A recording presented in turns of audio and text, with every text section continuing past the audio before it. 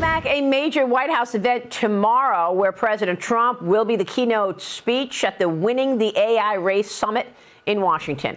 The president set to unveil sweeping executive orders aimed at cementing U.S. dominance in artificial intelligence. White House AI and crypto czar David Sacks hosting the event, which follows a $92 billion wave of investment in AI infrastructure in America.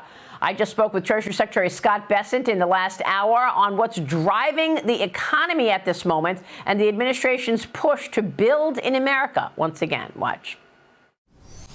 We talk so much about AI and this new pivot in terms of technology and its impact across business, as well as the president's policies to bring business and supply chains back to America. Is that what's behind the CapEx boom? How do you see things? We are in the middle of this incredible AI boom that, I don't know whether you want to say this is the third, fourth, fifth industrial revolution. So we're seeing the hyperscalers spend like we never have before. And I think what's really gone unheralded here is the Trump administration's emphasis on deregulation. We are making it possible to build things in America again. How long-lasting do you expect this CapEx boom to be? I've had the privilege of being in Pittsburgh twice in the past month, and it shows both sides of this CapEx boom. On one side, and Pittsburgh is going to become an AI powerhouse because they have power, they have energy, they've got the know-how with the great universities there. So you're seeing it on both sides. Imagine that, steel and AI, and it's a very diversified building boom. We're seeing companies from all over the world want to come in. And joining me now ahead of this main event tomorrow in Washington, the man leading the charge, White House AI and crypto czar, David Sacks. David, great to see you. Thank you so much for being here. Maria. Congrats on all that you've done in this regard. What should we expect tomorrow? I know you've got lots of people from Silicon Valley and AI executives coming to Washington for this Winning the AI Race event. What should we expect? Well, it's going to be a day of panels about AI, and you're going to hear from innovators and policymakers what's ahead. But the thing we're most excited about, obviously, is that President Trump's going to be giving a keynote address on AI. And I think this is his first major speech on the topic since he's begun his second term. So I think there's a lot to look forward to here, Maria. Yeah, and we're also expecting that President Trump will issue executive orders. David, what specifically do you want to see in the way of executive orders to actually move things forward, move the needle even further toward accelerating the promise of AI in America?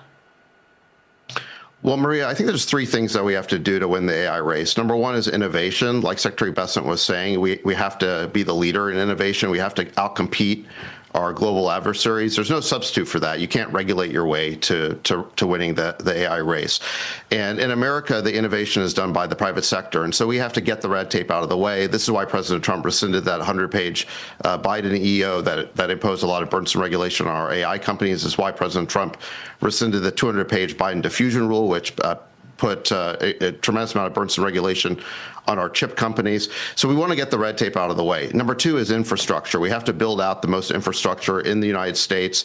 That's what the Pennsylvania announcement was, $92 billion of new investment in the heartland of the country to upgrade the grid, to generate more power, and to build more data centers. And it was President Trump who really was very farsighted and led the way for this, because he understood years ago that we had to drill, baby, drill. We had to unlock American energy, because that's the basis for all future growth.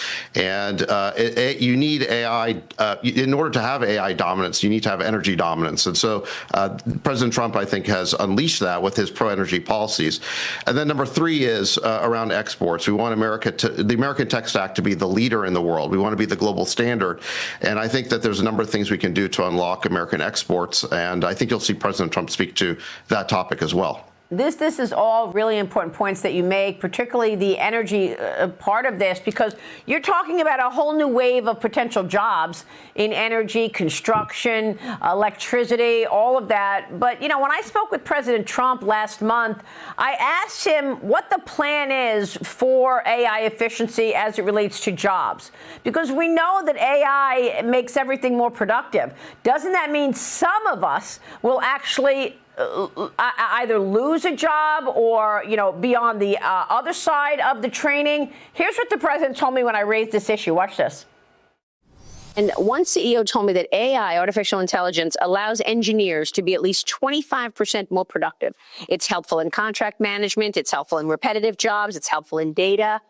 What can you do to offset the job cuts that will no doubt come as a result of AI efficiency? One thing, very simple, bring more companies in, more jobs. The truth is we don't have enough people to take care of these jobs. So it's like perfect timing. We don't have enough people.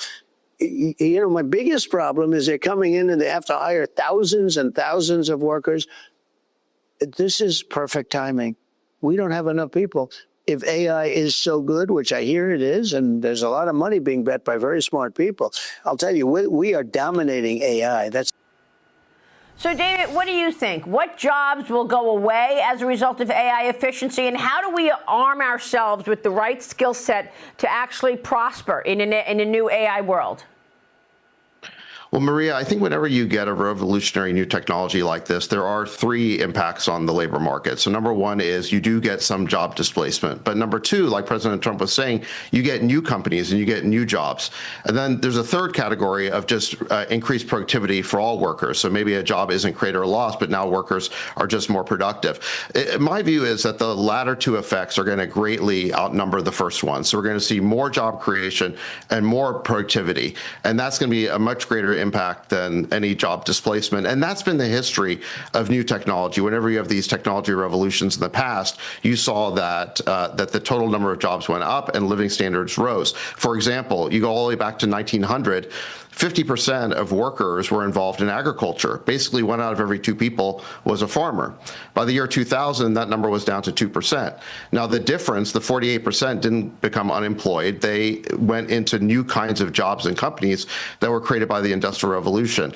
So this is what I think is going to happen with AI as well, is that you're going to have far more new jobs and different kinds of jobs and new companies created. And you're already seeing a boom in Silicon Valley with the startup creation has risen dramatically over the past couple of years because of AI. So I think there's a lot more reasons to be positive than negative about this new technology.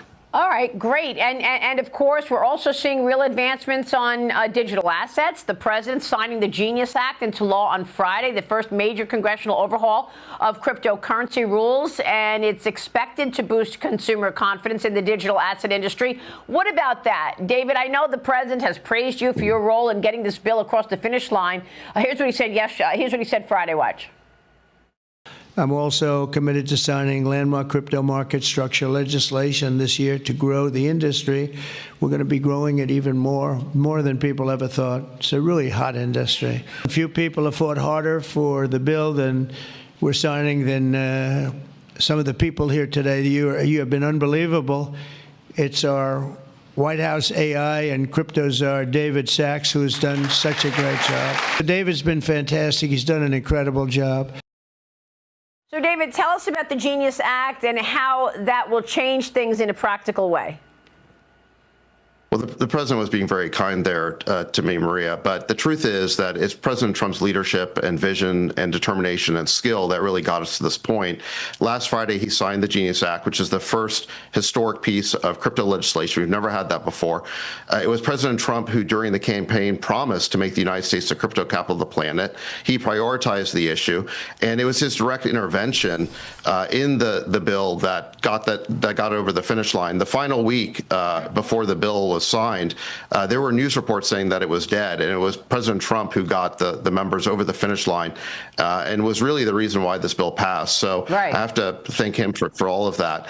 In terms of what this bill does, it's stablecoin legislation, which the way to think about a stablecoin, I think, is a digital dollar. This allows the dollar to be used online in crypto wallets across the world, and by doing that, it extends the dollar's dominance internationally.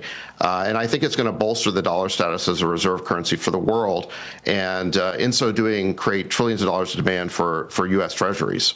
All right, we will leave it there. David, it's always a pleasure to see you. We so appreciate your time this morning. Thank you, sir. Thank you, Maria. All right, David Sachs this morning. We'll be right back.